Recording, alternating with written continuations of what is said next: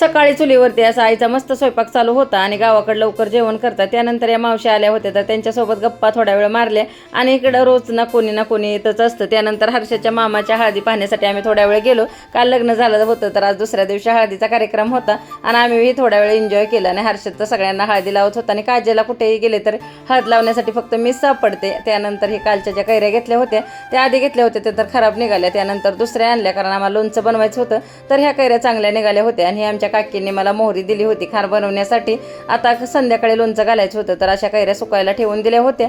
आणि थोड्या वेळ आम्हाला रानात कांदे भरायला जायचं होतं. आणि हे आहे आमची शाळा.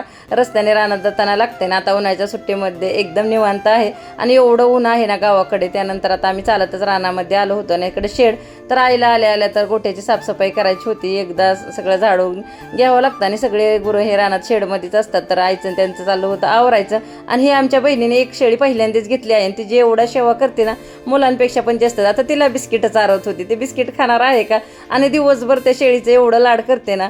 त्यानंतर आता आम्ही थोड्या वेळ ट्रॅक्टरमध्ये बसलो होतो कारण खूप ऊन आहे तर आमच्या इकडं मस्ती चालू होती आणि कांदे भरायला तिकडं त्यांचं चालू होतं. तर मी बसले आहे तर आवाज द्यायला लागले. ह्याच्यासाठीच मला वाटतं ह्यांनी मला उन्हाळ्याच्या सुट्टीने रोज फोन करून बोलवत होते गावाकडे सुट्टीला ये. आल्यापासून तर ह्यांचं काही ना काही कामच चालू आहेत.